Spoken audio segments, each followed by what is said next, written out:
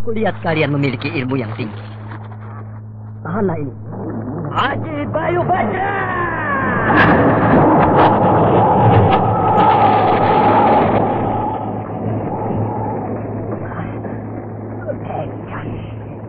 Dia bisa membuat angin topan. Tempat ini seperti diserang badai. Iya, diserang badai. Pohon-pohon tumbang, berterbangan ke sana kemari. Teman-teman,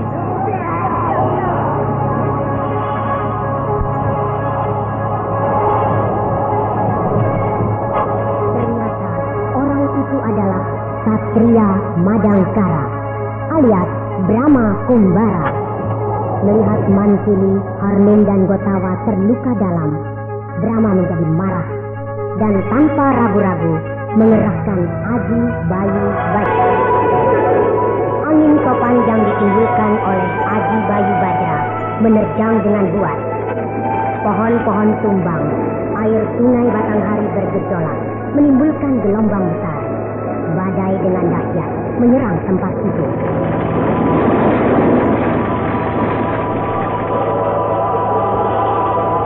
Akan tetapi, tiga hantu sungai Batanghari itu dengan tegar dapat menahan terjangan badai. Tiga-tiganya berdiri dengan kokoh, tidak bergeming sedikit pun. Tubuh-tubuh mereka terpanjang dengan tegar, tak mempan diterjang angin topan ciptaan Brahma. Ayo, Satria Madangkara, perlahan terus badai angin topan kau. Semua ini tidak ada lagi kami. Tiga hantu sungai Batanghari.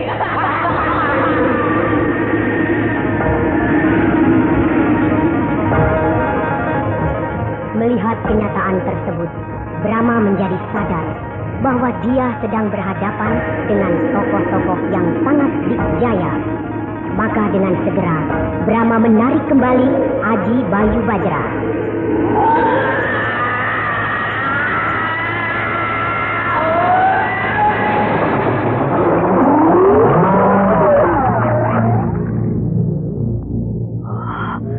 Bukan main. Ilmu mereka terlalu tinggi. Terpaksa. Ya. Terpaksa aku harus mempergunakan ajian serat jiwa. Pertama-tama, aku pancing mereka dengan ilmu sedot. Ditki Ibeng. Bagaimana, Satria Madangkara? Masih adakah ilmu simpanan kau yang lain? Iya, ada. Masih banyak. Keluarkanlah semuanya. Kalau sudah habis, nanti giliran aku yang akan membinasakan kau. Baik. Hop. Ya.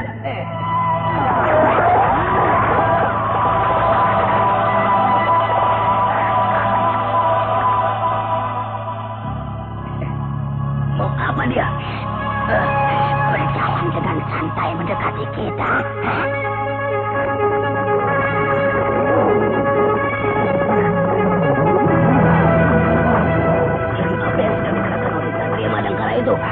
Aku tidak melihat kelainan apa-apa pada diri dia.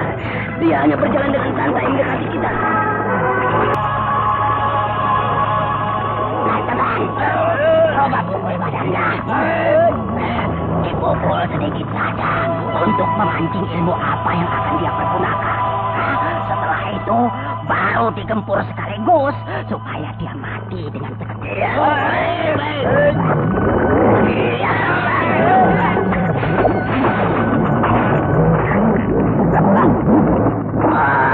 Tanganku lagi. Tanganku juga menempel kepadanya. Tidak bisa lepas.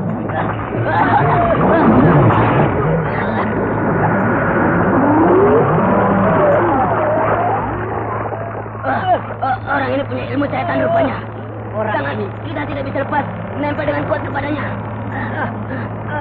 Ya, kau pukul dadanya. Aku pukul kepalanya. Dada dan kepalanya biar pecah.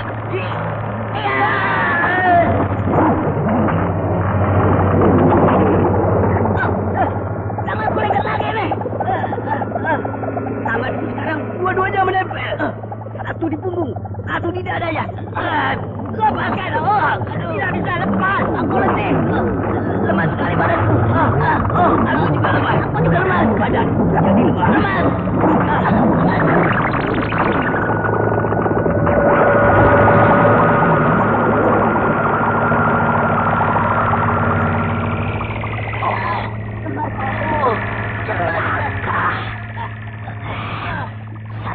Madangkara punya ilmu yang aneh. Kedua temanku tidak bisa melepaskan diri. Tangan-tangan mereka semuanya menempel dengan erat kepadanya. Dan mereka mulai nampak lemas. Itulah ilmu sedot.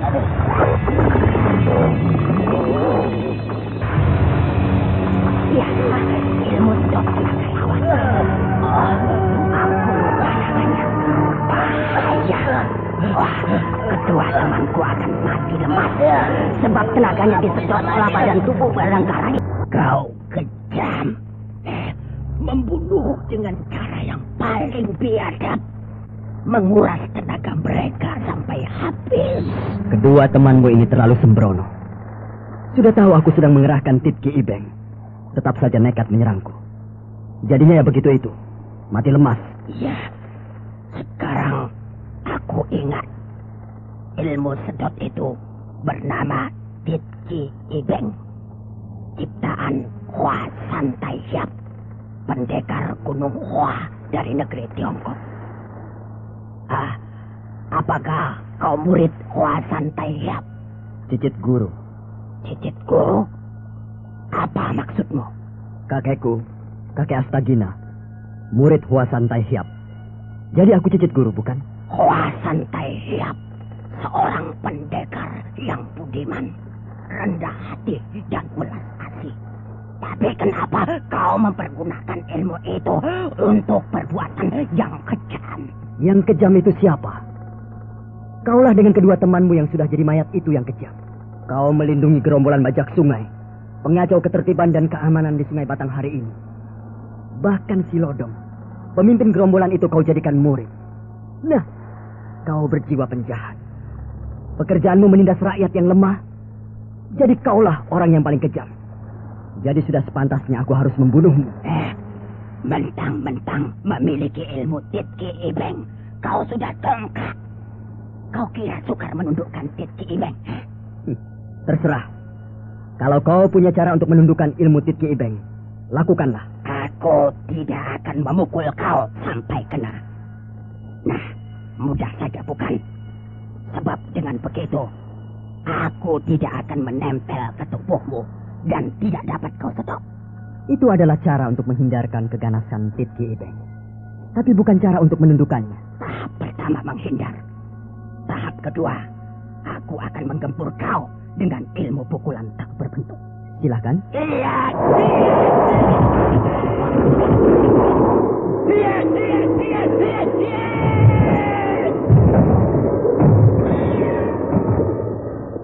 Sungguh dahsyat ilmu pukulan tak berbentuk itu. Kedua tangan sang hantu Sungai Batanghari itu bergerak dengan mantap. Dan dari kedua telapak tangannya keluar sinar.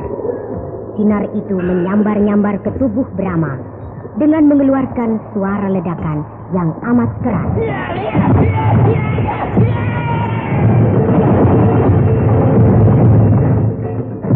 Brahma yang sedang mengerahkan Titki Ibeng menjadi tercengang.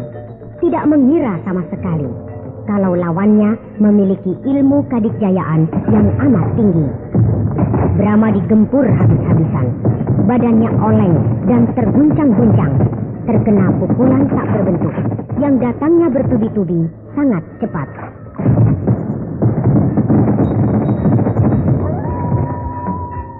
Brahma menjadi sadar bahwa lawannya sangat cerdik, menyerang dari jauh, sehingga ilmu Titki Ibeng menjadi tidak berguna sama sekali. Maka segera Brahma menarik Titki Ibeng.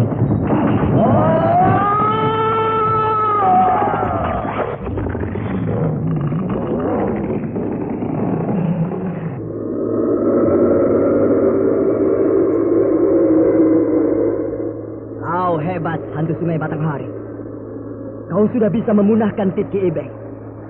Tapi aku ingin tahu, apakah kau akan sanggup menahan gempuran ajian serat jiwa? Ajian serat jiwa!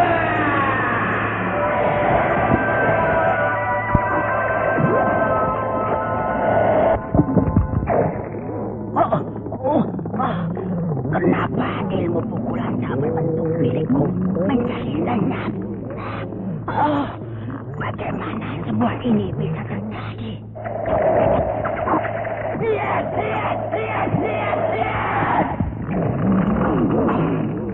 Sinar yang memancar dari kedua tanganku mendadak hilang. Ilmu pukulan tak berbentuk sudah pergi meninggalkan diriku.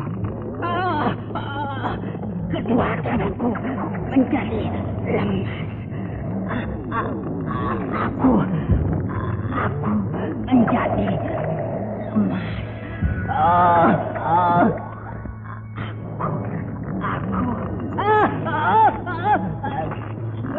Kenapa diterangkan? Aku melayang-layang di udara.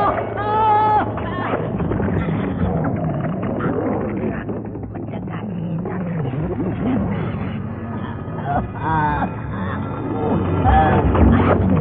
tidak percaya. Itulah ajian serat jiwa tingkat ke-10. Sang hantu Sungai Batanghari yang sedang mengerahkan ilmu pukulan tak berbentuk menjadi panik. Karena tiba-tiba ilmunya itu telah meninggalkan dirinya secara tiba-tiba. Kedua tangannya yang tadi dapat mengeluarkan sinar dan mengeluarkan suara ledakan yang keras, sekarang menjadi hampa. Sinar maut itu lenyap. Ledakan-ledakan keras itu pun sirna.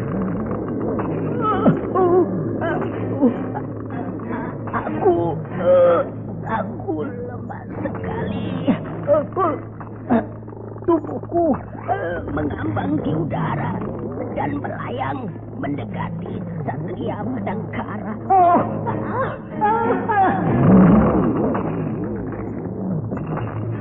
Itulah keajaiban ajian serat jiwa tingkat ke-10 yang dapat mengambil semua ilmu yang dimiliki oleh lawan, sehingga lawan menjadi seorang manusia biasa yang tidak memiliki ilmu apa-apa.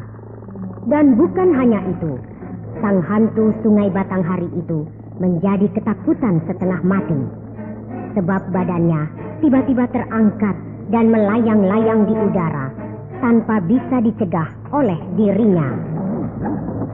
Sang hantu Sungai Batanghari yang maha dikjaya itu sekarang mengambang di udara dan perlahan-lahan bergerak menghampiri Brahma, bersamaan dengan menghilangnya seluruh kekuatan yang ada di dalam dirinya.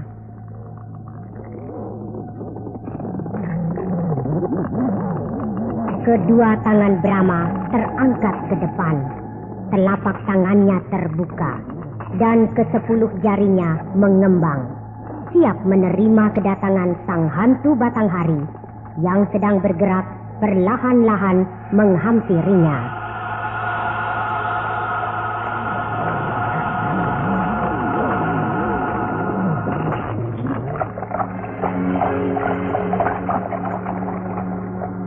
Dan ketika tubuh sang hantu Batanghari itu menempel kepada tangan Brahma, terjadilah suatu keajaiban.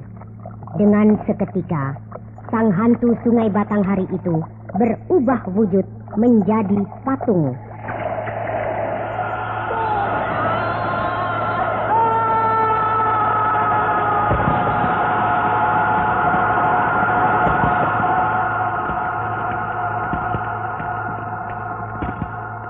Sang hantu Batanghari yang sudah berubah menjadi patung itu perlahan-lahan retak-retak, lalu pecah berkeping-keping menjadi kecil-kecil, dan selanjutnya hancur luluh menjadi debu.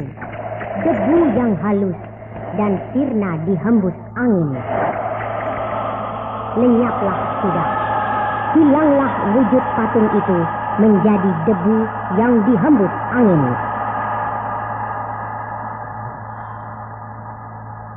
Sudah 2 kali aku mempergunakan ajian serat jiwa, sebab musuhku ilmunya terlalu tinggi, sehingga dengan terpaksa, karena tidak ada jalan lain, satu-satunya jalan harus dimusnahkan oleh ajian serat jiwa. Dan akibatnya sangat mengerikan. Dulu, Gardika musuh besarku hancur luluh jadi tepung. Sekarang hantu sungai Batanghari hancur lebur menjadi debu. Setelah aku menyaksikan kehebatan ajian serat jiwa yang sifatnya mengerikan, maka hasratku untuk menciptakan sebuah ilmu yang lain yang dapat melebihi ajian serat jiwa dan juga yang tidak bersifat membinasakan menjadi semakin membara di hatiku. Tapi apakah aku akan bisa menciptakan sebuah ilmu yang lebih tinggi dari ajian serat jiwa? Bukankah ada pepatah, di atas langit ada langit, yang artinya bahwa bila mana ada yang tinggi, maka akan ada lagi yang lebih tinggi. Akan ada lagi, ada lagi, ada lagi. Dan begitu seterusnya. Sampai akhirnya berpulang kepada yang maha kuasa. Ya, aku harus mencobanya.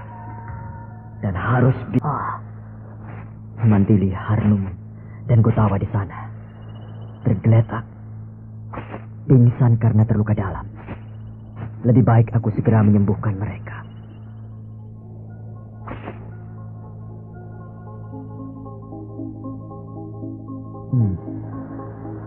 Ilmu kadejayaan 3 tokoh hantu sungai Batanghari itu memang terlalu tinggi, sehingga Harnum, Mantili, dan Gotawa yang ilmu kadejayaannya sudah mencapai tingkat tinggi dapat mereka kalahkan. Untunglah daya tahan mereka kuat, sehingga luka dalamnya tidak terlalu mencemaskan. Mereka hanya pingsan saja. Baiklah, aku akan menyembuhkan mereka dengan ilmu tabib, ajian tali rambat.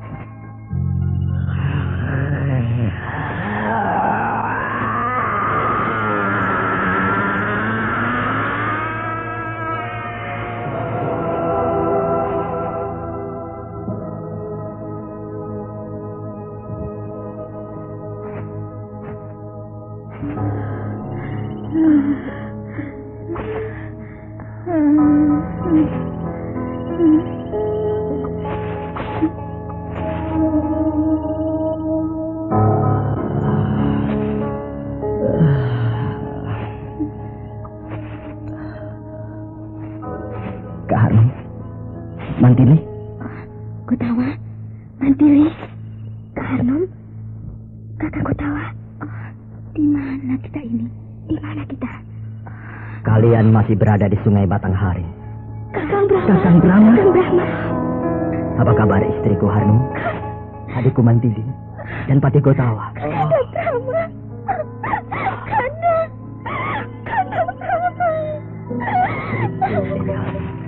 Sudahlah, jangan menangis. Kakang Brahma keterlaluan sih. Loh, kok aku yang keterlaluan? Kalau mengembara jangan jauh-jauh. Kasihan Kak Harnum, juga saya dan Kakang Gotawa. Sampai aprak-aprakan, kesasar-sasar ke negeri orang. Tuanku Brahma. Iya, Patih Gotawa. Tadi kami bertempur dengan 3 hantu sungai Batanghari. Lalu, di mana mereka sekarang? Semuanya sudah musnah oleh ajian serat jiwa. Mengapa Kakanda mempergunakan ajian serat jiwa? Terpaksa, Harnum. Mereka memiliki ilmu kadejayaan yang terlalu tinggi. Sukar bagiku untuk mengalahkan mereka dengan ilmu kadejayaan biasa. Salah-salah aku sendiri yang bisa celaka. Bahkan mungkin aku akan binasa. Jadi satu-satunya jalan hanya dengan mengerahkan ajian serat jiwa. Iya, benar. Mereka terlalu sakti. Bukan tandingan kami bertiga. Untunglah Kakanda datang tepat pada waktunya, sehingga kami lolos dari maut. Iya. Kakang sudah bertemu dengan Lasmini atau belum? Sudah. Sudah? Iya. Aku berjumpa dengan Lasmini di kerajaan Pagaruyung. Lalu bagaimana Kakang Brahma? Apakah dia sudah mati? Dia berhasil meloloskan diri dari cengkramanku. Sayang. Apakah kalian di perjalanan tidak berjumpa dengan Jamali, sahabat dekat Lasmini? Iya benar. Memang kami berjumpa dengan dia. Dan Jamali menceritakan kepada kami bahwa Lasmini sudah berhasil menguasai beberapa jenis ilmu sihir sehingga bisa menghilang dan lolos dari kejaran Kanda Brahma. Benar, Harnum. Terus terang, aku kagum kepada Lasmini. Dia seakan-akan menguasai Aji Halimunan, ciptaan Batara Krishna. Bisa menghilang dengan seketika, dan aku tidak bisa melihat dia lagi. Dan sekarang entah di mana. Perempuan itu memang berbakat untuk memiliki ilmu yang aneh-aneh. Apakah dia menghilang karena digempur oleh tuanku? Benar, Patikotawa. Aku memperdaya dia dengan ilmu malih rupa. Oh iya? Iya. Maksudku ingin memperdaya Lasmini agar dia mau menyerah secara baik-baik.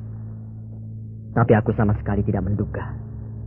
Ketika dia menghilang, lenyap dari pandangan mata. Sampai sekarang aku tidak pernah lagi melihatnya. Meskipun dapat menghilang dan lenyap dari pandangan mata, tapi bukankah kita bisa menangkap perubahan wujud dirinya? Kau benar, Patikotawa. Dan rupanya Lasmini belum sempurna betul di dalam menguasai ilmu menghilang itu. Sehingga aku dapat melihat, meskipun sekilas, tapi aku dapat mengikuti perubahan wujud Lasmini. Bagaimana perubahan wujud diri itu, Kakang Brahma? Begini.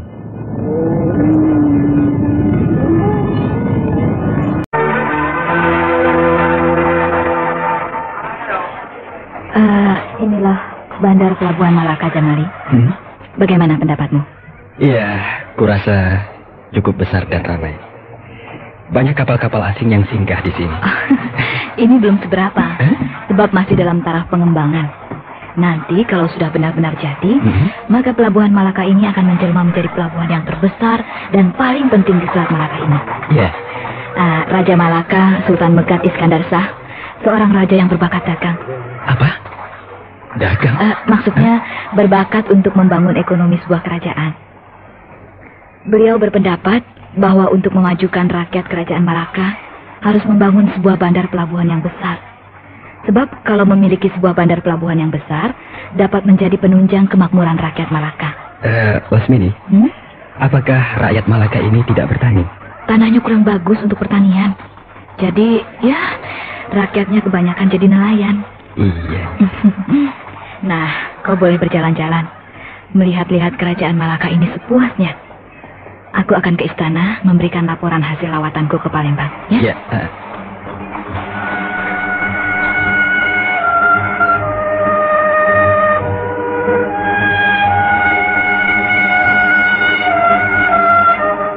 Jadi, Sinabaitan menolak mentah-mentah. Benar, Sultan. Bahkan dia mengancam akan mengadukan kita ke Majapahit. Berdebah. Pengecut. Penakut benar mereka. Mereka berani kepada kita rupanya. Karena mereka tetap merasa berada di bawah perlindungan Majapahit. Ya, memang aku tahu. Meskipun Liang Taoming berkuasa di Palembang, tapi dia sama sekali tidak berani melepaskan diri dari Majapahit. Dia tiap tahun dengan setia mengirim upeti ke Majapahit. Jadi hubungan antara Palembang dengan Majapahit tetap terpelihara dengan baik. Tapi sekarang Majapahit sedang kacau, bukan? Ya, inilah yang aku katakan kesempatan. Jadi kita akan menyerbu ke Palembang. Wah, Sultan akan mengirimkan bala tentara ke Palembang. Benar. Tapi kita harus melakukan persiapan dengan masak. Sebab selama ini, aku melupakan pembangunan angkatan perang. Perhatianku tercurah semuanya kepada pembangunan ekonomi. Saya bersedia membantu, Sultan. Membangun kekuatan angkatan perang. Bagus. Mulai besok, kita sudah bisa bekerja. Daulat Prabu Wikramawardhana, Maharaja Majapahit yang mulia. Satria Madangkara. Bagaimana kabarnya, tuanku? Oh, kemarilah Satria. Betapa aku rindu kepadamu.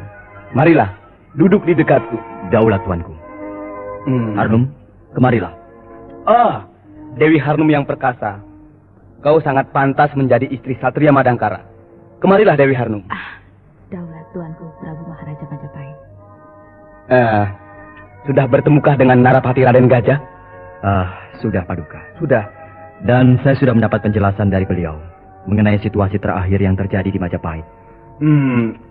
Terus terang, sama sekali aku tidak menduga kalau angkatan perang Majapahit Timur demikian hebatnya.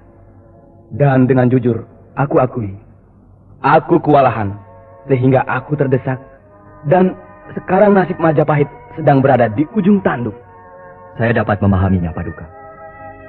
Setelah mendengar penjelasan mengenai kekuatan angkatan perang Majapahit Barat dan Majapahit Timur, Iya, saya dapat sedikit menarik kesimpulan bahwa angkatan perang mereka, yang saya maksudkan Majapahit Timur, tidak sekedar mengandalkan kekuatannya kepada jumlah pasukan semata-mata, tapi juga bersandar kepada ketajaman siasat dan taktik pertempuran. iya, kau benar, Satria. Mereka memiliki siasat perang yang bagus. Jadi boleh dikatakan mereka menang kedua-duanya. Maksudmu? Dalam jumlah, mereka lebih besar dari jumlah kita. Juga dalam siasat perang, mereka lebih matang dari kita. Itulah yang membuat mereka menang. Jadi bagaimana jalan keluarnya? Harus dilawan dengan kekuatan yang tidak lazim, seperti yang dipergunakan oleh pasukan perang. Kekuatan yang bagaimana itu? Kekuatan ilmu kadikjayaan. Ilmu kadikjayaan. Kalau begitu kita harus mengumpulkan orang-orang sakti. Begitulah, Paduka. Tapi tentunya makan waktu lama, Satria. Padahal batas ancaman Pangeran Wirabumi tinggal beberapa hari saja. Ya, sekitar tinggal 5 hari lagi. Dalam waktu 5 hari, saya sanggup menghimpun orang-orang sakti. Oh, benarkah? Saya sanggup, Paduka. Baiklah, aku percaya kepadamu. Terima kasih. Bagaimana, Satria? Apakah Sang Prabu setuju dengan usulmu? Beliau tidak keberatan. Bagus. Nah, sekarang kita atur begini. Pada batas waktu 5 hari ancaman Pangeran Wirabumi berakhir, Prabu Wikramawardhana akan mengeluarkan penolakannya. Wah, peperangan pasti akan berkobar kembali. Itulah yang kita harapkan. Jadi, pada saat penolakan Prabu Wikramawardhana, tentu Pangeran Wirabumi belum sempat memerintahkan angkatan perangnya untuk bergerak. Paling-paling dia baru sempat membaca surat penolakan tersebut. Dan aku sudah minta kepada Prabu Wikramawardhana agar membuat surat penolakan itu yang panjang lebar, supaya Pangeran Wirabumi cukup lama mempelajarinya. jadi sebelum dia siap mengatur pasukannya, kita gempur mereka. Benar. Bagus, bagus. Aku setuju. Anda jangan bergerak dulu sebelum mendapat isyarat dariku. Ya, baik. Ya, aku dan pasukan orang-orang sakti akan menyerbu dari arah belakang secara tiba-tiba. Di saat mereka panik itulah, Anda mulai menyerbu langsung pada jantung kekuatan mereka, yaitu di sebelah utara hutan tarik. Baik, akan aku laksanakan. Sekian dulu, Narapati. Aku akan segera pergi menghubungi para pendekar yang mau bergabung denganku. Terima kasih, Satria. Semoga kita berhasil.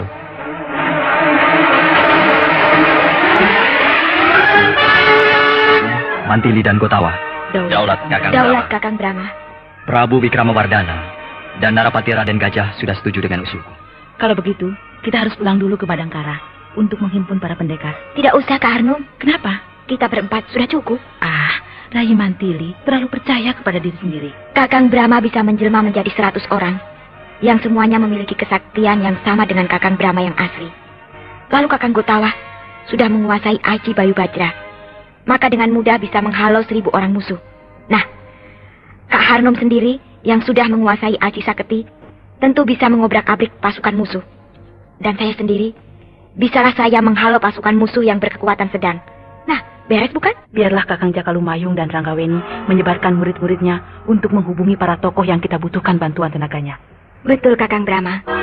Sebab nampaknya keadaan di sini amat genting. Setiap saat bisa meletus perang besar. Benar. Dan bila perang meletus lagi, maka akan merupakan perang habis-habisan. Sebab perang penentuan. Apakah Majapahit Timur yang hancur atau Majapahit Barat yang binasa? Baiklah. Aku setuju dengan pendapat kalian. Dalam tempo 2 hari aku sudah kembali lagi ke sini bersama Kakang Jakalumayung dan Ranggaweni beserta sebagian murid-murid mereka. Setelah itu secara bertahap akan berdatangan susul menyusul para tokoh-tokoh sakti rimba persilatan akan membantu kita. Iya, Kakang. Nah, sekarang juga aku berangkat ke wilayah Kulon. Selamat jalan. Selamat jalan, Kakang Selamat Brahma. jalan, Kakang Brahma.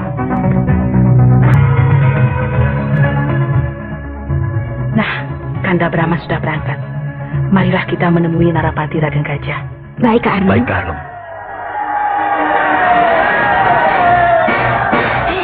Apa itu? Orang banyak berteriak-teriak di sebelah timur. Kedengarannya seperti teriakan-teriakan pasukan perang. Bahaya. Jangan-jangan perang sudah meletus. Tidak mungkin. Sebab batas ancaman Pangeran Wirabumi belum habis. Mungkin ada sebagian pasukan perang dari kedua belah pihak yang tidak bisa menahan diri. Telah saling serang. Ayo kita lihat. Iya. Iya.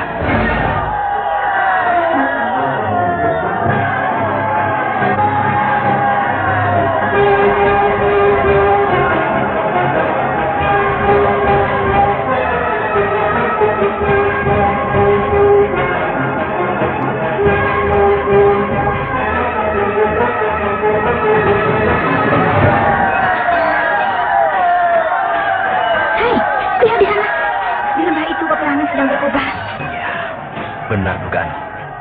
Pasukan perang dari kedua belah pihak tidak bisa menahan diri. Sekarang mereka saling tempur. Bukan bala tentara Majapahit Barat. Apakah Harno? Lihat. Yang bertempur dengan bala tentara Majapahit Timur itu bukan bala tentara Majapahit Barat. Iya, benar. Pakaian seragam mereka bukan seragam pakaian tentara Majapahit Barat. Mereka pasukan asing. Pasukan asing? Iya. Mereka pasti pasukan asing yang datang membantu Majapahit Barat. Pasukan perang dari mana ya? Apakah dari salah satu kerajaan di wilayah Kulon? Lebih baik kita menghubungi Raden Gajah. Iya. Iya.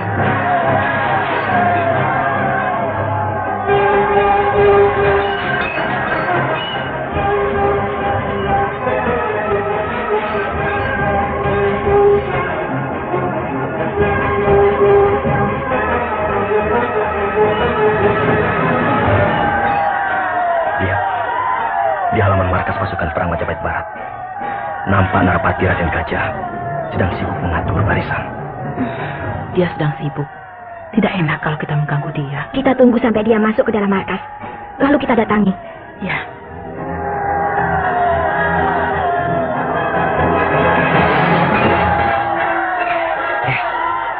Dia melihat kedatangan kita.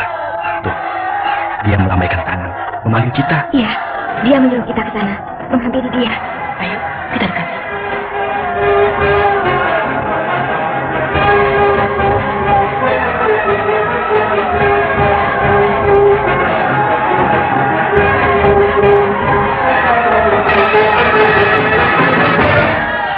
Raden Gajah, Anda nampak sibuk sekali mempersiapkan bala tentara. Apakah kesibukan Raden ini ada hubungannya dengan pecahnya pertempuran di sektor timur? Hah? Apakah Anda bertiga melihat juga? Kami melihatnya. Untuk itulah kami menghubungi Raden di sini. Sebab nampaknya kita kedatangan pasukan asing. Mereka adalah pasukan perang dari kerajaan Tumapel. Tumapel? Anda bertiga mungkin hanya melihat perang berkobar di sektor timur saja. Sebenarnya, pertempuran pecah di dua tempat. Dua tempat? Selain Anda melihat di sektor timur, juga di sektor utara perang telah berkobar. Kalau di sektor timur, yang menyerbu bala tentara Majapahit Timur adalah pasukan perang dari kerajaan Tumapel, maka di sektor utara, pasukan perang dari kerajaan Daha. Kerajaan Daha? Semenjak awal pertikaian antara Prabu Wikramawardhana dengan Pangeran Wirabumi, sebenarnya kedua belah pihak telah meminta bantuan kepada Raja Tumapel dan Raja Daha. Jadi, baik Prabu Wikramawardhana maupun Pangeran Wirabumi sama-sama minta bantuan kepada Raja Kerajaan Tumapel dan Raja Kerajaan Daha. Benar, tapi mereka menolak. Menolak? Sebab baik Raja Tumapel ataupun Raja Daha, kedua-duanya punya hubungan tali persaudaraan yang dekat kepada Prabu Wikramawardhana dan Pangeran Wirabumi. Oh, mereka jadi kagum. Iya, benar. Sebab kesini saudara, kesana juga saudara. Jadi kurang enak begitu. Ya. Tapi sekarang kok mereka menyerbu bala tentara Majapahit Timur? Rupanya pikiran mereka berubah. Entah karena merasa kasihan kepada Prabu Wikramawardhana yang berada di ambang kekalahan, atau juga mereka sudah sadar bahwa yang paling syah dan berhak untuk tetap berdaulat adalah kerajaan Majapahit Barat. Maka sekarang mereka secara terang-terangan menyatakan dukungannya kepada Prabu Wikramawardhana. Wah, pasti kerajaan Majapahit Timur akan hancur. Sebab digempur oleh pasukan perang yang besar dan kuat dari dua kerajaan besar. Kerajaan Daha dan kerajaan Tumapel. Benar, pasukan perang Tumapel menjepit dari arah timur. Pasukan perang Daha menjepit dari arah utara. Sedangkan pasukan perang kita sendiri langsung menyerbu ke titik pusat kekuatan, menusuk ke jantung pertahanan pasukan perang Majapahit Timur, yaitu menyerbu ke ibu kota Pamotan.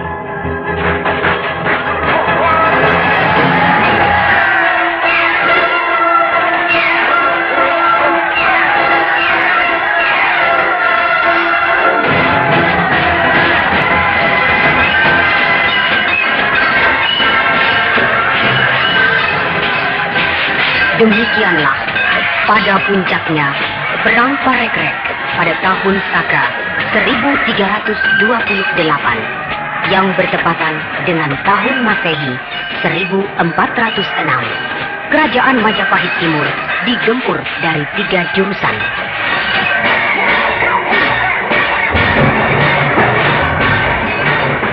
Angkatan perang kerajaan Tumapel menyerbu dari arah timur.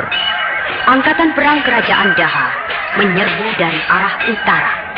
Dan angkatan perang kerajaan Majapahit Barat menyerbu dari arah barat.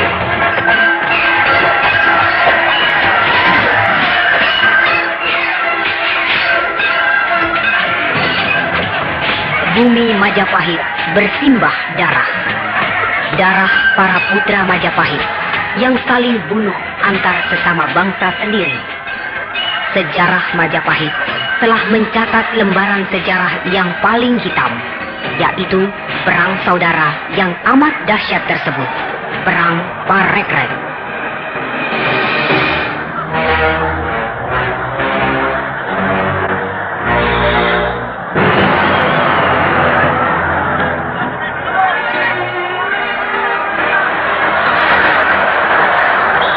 Maka pada tahun itu juga, yaitu tahun Masehi 1406, kerajaan Majapahit Timur runtuh, hancur lebur, di bumi hanguskan, bagaikan rata dengan tanah.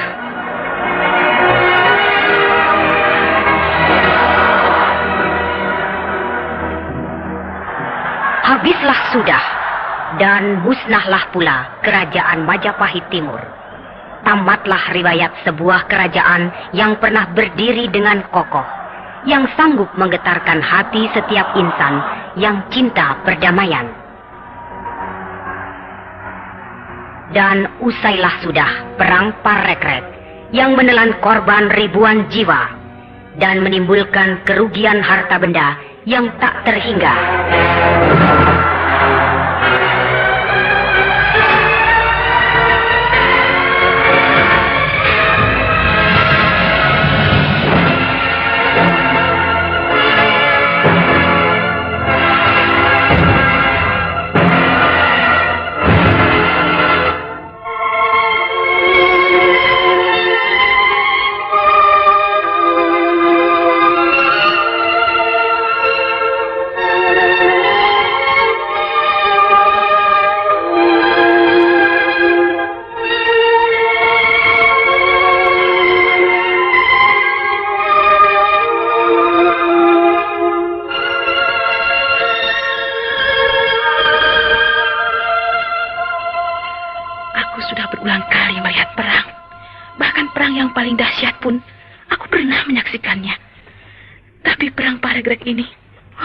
Terlalu mengerikan. Berlipat ganda lebih dahsyat dari perang antara angkatan perang Dewangga dengan angkatan perang kerajaan Kuntala. Tapi yang paling aneh ialah diri kita sendiri. Aneh bagaimana, Rai Mantili? Selama perang Parekrek ini berkobar, sekalipun kita tidak pernah mencabut pedang. Jangankan mencabutnya, menyentuh gagang pedang saja tidak pernah sama sekali. Iya, karena kita memang tidak ikut perang. Meskipun kita berada di medan perang, tapi kita hanya jadi penonton. Kita selalu berada di dekat Narapati Raden Gajah yang menjadi pimpinan tertinggi Angkatan Perang Majapahit Barat. Ah, iya. Raden Gajah kemana? Sebagai pimpinan tertinggi pasukan perang, tentu dia sedang berada di istana, memberi laporan kepada Prabu Wikramawardhana. Sebaiknya kita juga ke istana, sebab tentu Sang Prabu sedikit banyak agak mengkhawatirkan keselamatan kita. Raden Gajah tidak ada di istana. Hah? Kakang Rama?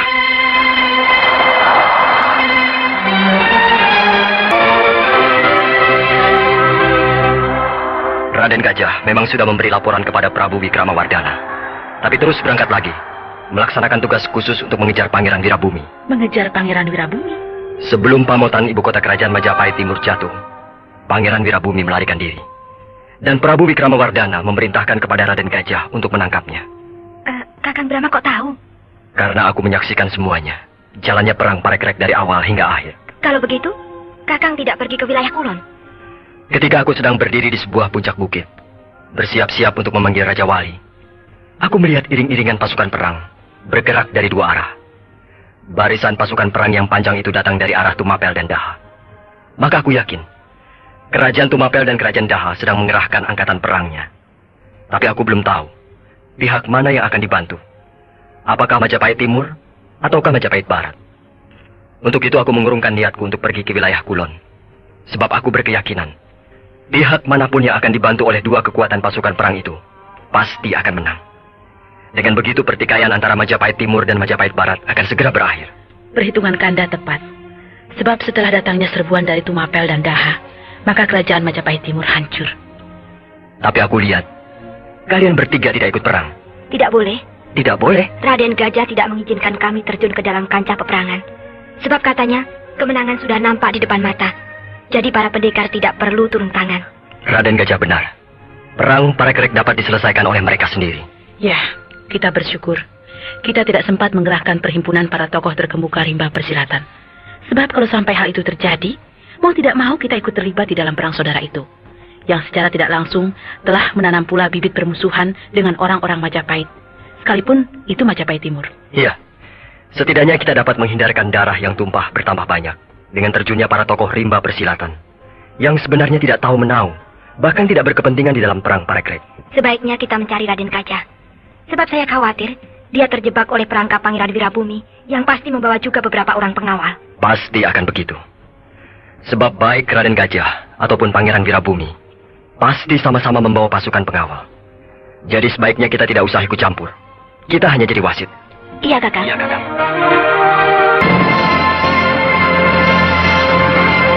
Kakang Brahma, desa yang berada di depan kita ini kosong. Penduduknya belum kembali dari pengungsian. Iya, rakyat semuanya mengungsi, meninggalkan rumah dan harta bendanya dengan ketakutan. Kasihan. Setiap ada perang, mesti rakyat yang menderita. Ya, di mana-mana perang hanyalah menimbulkan penderitaan. Tapi kenapa selalu saja ada perang? Selama jagat masih berputar, damai dan perang akan selalu ada. Habis banyak manusia yang serakah sih. Mending kalau manusia biasa. Tapi ini raja. Kalau raja bertengkar, tentu saja rakyatnya terbawa-bawa. Jadilah semuanya menderita. Kakang Brahma, ada jejak. Hah? Jejak?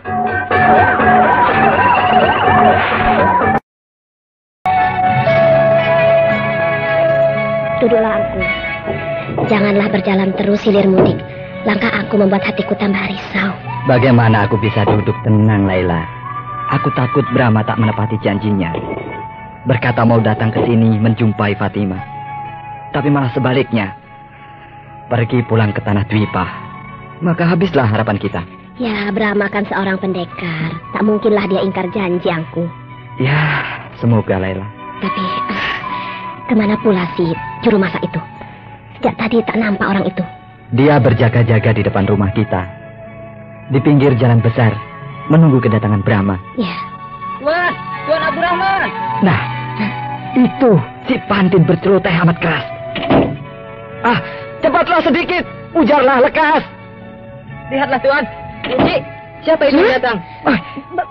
Brahma?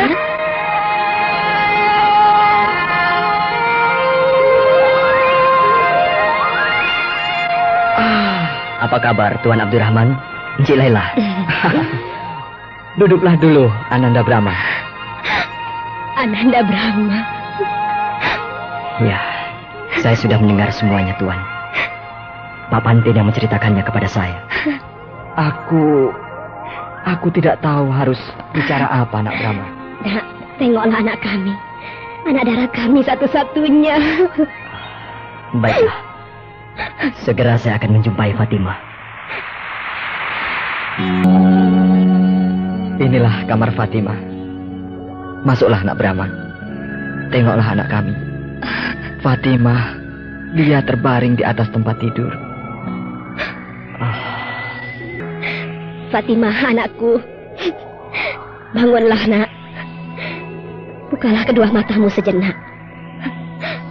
Pandanglah siapa yang datang. Laila, mundurlah kau sedikit. Menjauhlah, biar Nak Brahma bisa dekat dengan Fatima. Ya. Oh, Fatima. Kenapa jadi begini? 5 bulan yang lalu, ketika pertama kali aku berjumpa denganmu, kau seorang gadis yang amat cantik. Wajahmu amat ceria. Kau gadis yang segar, penuh gairah. Tapi sekarang, kau nampak kurus kering. Wajahmu amat pucat. Napasmu lemah sekali. Fatima, aku Brahma. Aku bermimpi bertemu dengan Brahma di tengah samudra, naik kapal layar. Kau tidak sedang bermimpi. Brahma. Jangan terpejam terus. Bukalah matamu, Fatima. Bukalah. Tidak. Aku tidak mau membuka mata. Aku takut mimpiku akan putus. Aku ingin bermimpi terus. Maaf Tuan, Encik. Saya akan memegang wajah Fatima. Saya akan menjamah pipi Fatima. Saya akan membelai wajah Fatima agar dia tidak mengigau. Silahkan, Nak Brahma.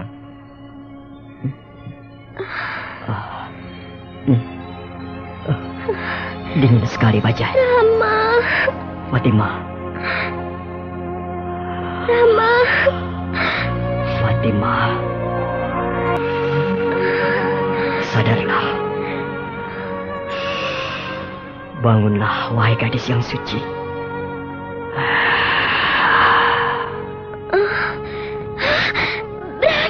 Brahma. Aku sudah membuka mata. Tapi aku masih bisa bermimpi bertemu dengan Brahma. Kau tidak sedang tidur. Brahma. Kau sudah bangun. Jadi kau tidak sedang bermimpi. Nah, peganglah tanganmu ini. Ayo. Brahma. Kau Brahma. Iya, aku Brahma. Brahma. Aduh, Brahma. Fatima. Lihat aku. Dalam sekejap, Fatima sudah bisa duduk dan mau makan lagi. Padahal kemarin, sebutir nasi pun dia tidak mau. Penyakit cinta memang paling aneh. Tak dibutuhkan tabib. Cukup si bujang datang, maka nak darah pun sembuh. Bagaimana pendapatmu, Angku? Brahma mau datang menengok anak kita. Apakah dia ada mau membuka hatinya? Janganlah dulu berpikir tentang itu. Yang penting sekarang anak kita sembuh. Itu saja dulu. Yang lain belakangan. Iya, Angku.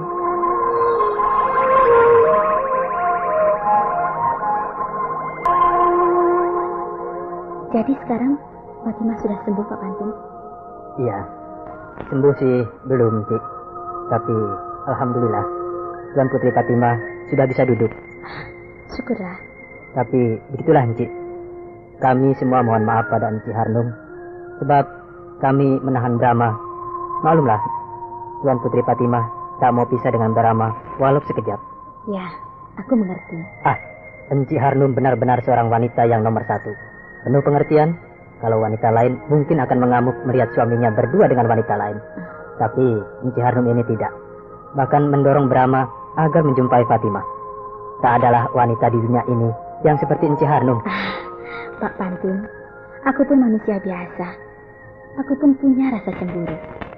Tapi mungkin aku bisa menempatkan rasa cemburu itu pada tempatnya yang sebenarnya. Mungkin itulah kelebihanku dari istri-istri yang lain. Betul, Encik. Dan itulah menurut saya yang menjadi kunci dari keutuhan sebuah rumah tangga. Masing-masing saling menumbuhkan kepercayaan. Betul, Pak Pantin. Asal saja kepercayaan itu jangan disalahgunakan. Benar, Cik. Nah, itulah salah satu lagi yang amat sulit, yaitu memegang teguh sebuah kepercayaan. Sebab ada peribahasa, sekali lancung ke ujian, seumur hidup orang tak percaya. Sekali kita merusak kepercayaan, maka orang tak akan percaya lagi pada kita. Ya, benar Pak Pantin. Sekianlah, Encik. Saya mohon diri akan segera kembali ke rumah Tuan Abdurrahman. Dan pesan dari Nak Brahma sudah saya sampaikan kepada Encik Harnum. Ya, sampaikan pesanku pada Kanda Brahma. Tak usah bimbang. Sembuhkanlah Fatimah sampai sembuh benar. Dan sampaikan pula salamku untuk Tuan Abdurrahman serta Encik Laila. Ya, Encik. Akan saya sampaikan. Assalamualaikum. Kata-kata apa itu Pak Pantin? Seperti bahasa Parsi? Itu salam orang Islam, Cik. Artinya salam bahagia. Iya, aku baru ingat bahwa kau sudah masuk Islam. Kapan Cik akan masuk Islam? Nantilah kalau aku sudah dapat memahami ajarannya. Benar, Encik. Pelajarilah dulu dengan baik.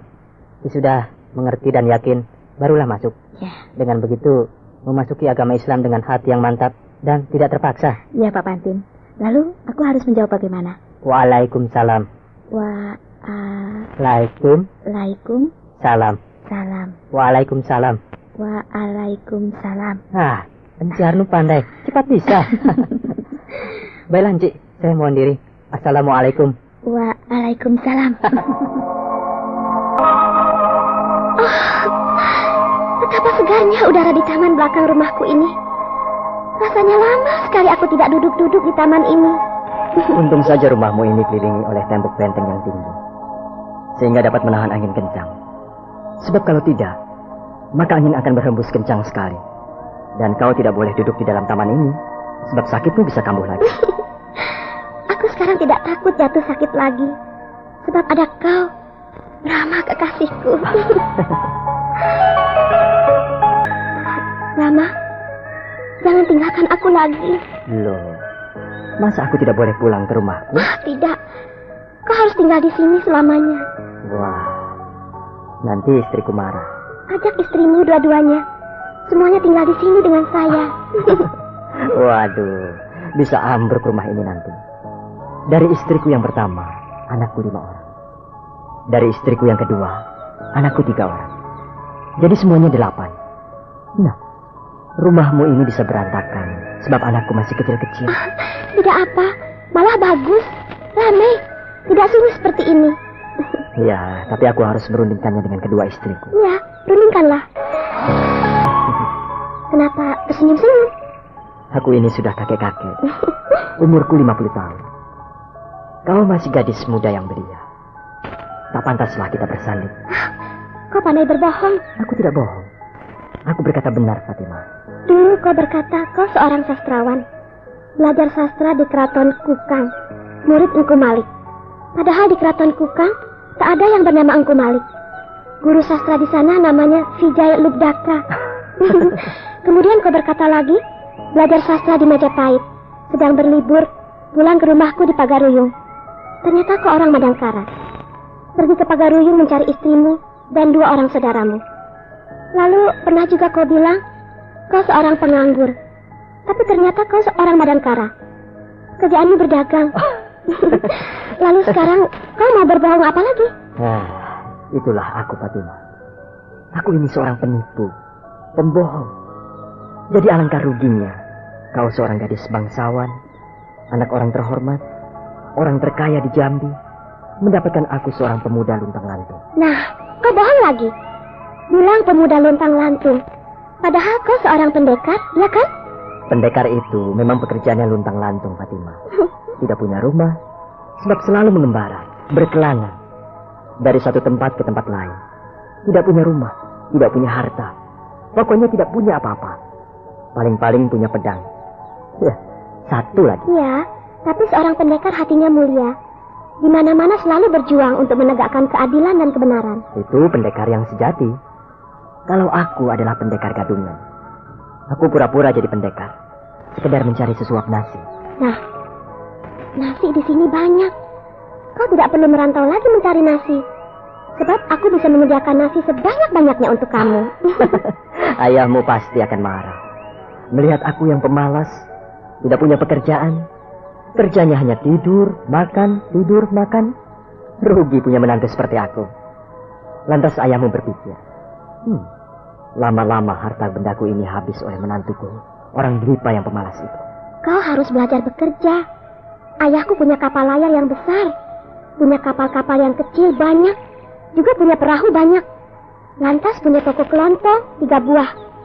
Di bandar pelabuhan punya gudang yang besar. Isinya getah damar, rempah-rempah, rotan, juga ada timah. Nah, kau boleh pilih. Sukamu kerja di bagian apa? Wah, aku tidak mau bekerja, Fatimah. Sebab bekerja itu tersiksa. Tersiksa? Iya, tidak bebas. Pagi-pagi harus bangun, terus berangkat ke tempat kerja. Sore pulang. Wah, aku tidak mau diatur seperti itu. Aku mau bebas. Mau apa, terserah aku. Mau bangun jam berapa, mau tidur jam berapa, semauku. Tapi kalau tidak bekerja, masa depanmu kan tidak akan keruan, Brahma. Aku seorang pendekar. Aku pandai berkelahi. Aku memiliki ilmu yang hebat. Aku bisa membunuh seorang yang kaya raya. Aku rampas harta bendanya. Nah, aku jadi kaya, bukan? Oh, jangan. Kau jangan jadi orang jahat, Brahma. Kenapa? Aku belajar ilmu kesaktian adalah agar aku pandai berkelahi. Aku tidak takut kepada orang-orang yang sakti. Sebab aku tidak takut kepada orang-orang yang sakti. Sebab aku juga sakti. Meskipun kau sakti, tapi nanti kau ditangkap oleh tentara kerajaan. Kau tidak akan sanggup melawan tentara kerajaan yang jumlahnya sangat banyak, ribuan. Kau akan ditangkap, lalu dihukum mati. Jangan jadi orang jahat, Brahma. Jadilah orang baik-baik. Ayahku akan membimbingmu jadi seorang pegawai yang baik. Oh, tidak mungkin bisa, Fatima. Aku ini orang liar. Di Pulau Dwipa, di Kerajaan Madangkara, anak buahku banyak. Markas kami di puncak sebuah gunung. Tiap hari kami latihan silat atau berburu. Kalau persediaan makanan dan uang sudah habis, kami turun ke kota. Mendatangi orang-orang kaya, mereka dengan ketakutan pasti akan menyisihkan uangnya atau hartanya untuk kami. Mereka tidak berani berbuat apa-apa, sebab takut. Bahkan Raja Madangkara juga merasa segan kepada kami, sebab kami sangat kuat. Mengapa kau menjadi orang yang tidak baik seperti itu, Brahma? Kasihanilah istrimu dan anak-anakmu. Oh, istriku dua-duanya bangga sekali dengan aku. Sebab aku seorang jagoan. Dan juga kedua istriku adalah anggota komplotan. Dan mereka sangat senang dengan kehidupan seperti itu. Sebab tanpa bekerja keras, uang dan harta dengan mudah dapat diperoleh. Nah, kau tidak mungkin akan dapat menyesuaikan diri dengan kehidupanku. Sebab kehidupanku, alam lingkungannya sangat keras. Penuh mara bahaya, sebab setiap saat selalu diintai musuh. Hampir tiap hari berkelahi. Kehidupan kita sangat berbeda, Fatima. Seperti bumi dan langit. Tempatmu bukan di hutan seperti aku, tapi di sini. Kau harus tinggal di sebuah rumah yang nyaman, bersih dan segar. Di tengah-tengah lingkungan yang sopan dan beradab. Biarkanlah aku menempuh cara hidupku sendiri. Karena aku menyukai hidup yang keras. Tapi aku mencintaimu, Brahma. Kau salah alamat, Fatima. Aku tahu kau jatuh cinta kepadaku karena melihat penampilanku yang ramah, sopan santun, tutur kataku sangat manis, budi bahasaku amat halus, dan wajahku yang tampan. Padahal itu semua hanya kedok, Fatima. Di balik kebagusanku tersembunyi keganasan yang tiada tara. Aku pembunuh, Fatima. Sudah berapa puluh orang yang mati aku bunuh. Nah, maukah kau punya suami seorang pembunuh? Brahma. Kau sendiri sudah menyaksikannya, bukan? Ketika kapalmu diserang gerombolan bajak laut Anyara, mereka aku obrak-abrik. Kapal air mereka yang besar aku tenggelamkan. Untung saat itu aku masih punya rasa belas kasihan. Kalau tidak, semuanya aku bunuh. Tidak. Tidak apa? Aku tidak percaya ke orang jahat. Kau boleh melihat kehidupanku di Madangkara. Pasti kau akan terbelalak melihat bagaimana aku yang sebenarnya.